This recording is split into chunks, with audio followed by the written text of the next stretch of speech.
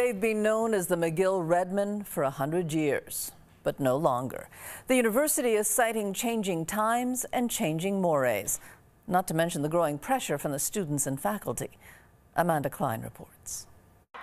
It's been the team's name since the 1920s, but starting today, no more. I think everybody is very happy about the fact that we're finally coming to a decision. McGill University announced its decision this morning after mounting pressure from students and faculty to change it, many calling the name offensive and discriminatory towards Indigenous people. Absolutely ecstatic. McGill rower TOMAS JIROUSEK spearheaded the push to get the name changed, organizing protests and starting a petition that was signed more than 10,000 times. He's calling today a huge victory. There's just so many ways that this is powerful for Indigenous people and Indigenous students. Specifically on campus, this is such an empowering moment for us, knowing that non-Indigenous students stand behind us in such numbers. The McGill Indigenous Student Alliance credits JIROUSEK for the change.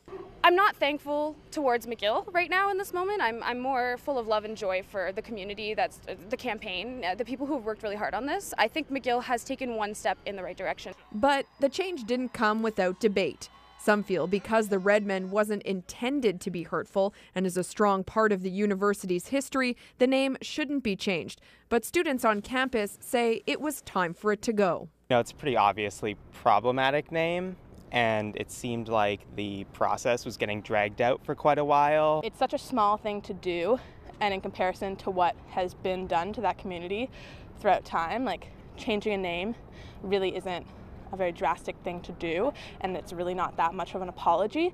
But I mean, a step is a step. And the university agrees. The reality in today's world is that the term has acquired a very pejorative connotation. And so despite the fact that the intent has never been negative, the current impact is negative. We will not decide that starting now, we will never use that name to refer to the past. This is a past that we have, this is a past we have to acknowledge, and we're moving forward. For the 2019-2020 season, the team name will be the McGill team, and a committee will be formed to come up with a new one. The university says it doesn't know what the new team name will be just yet. A new one is expected to be announced in time for the 2020 season.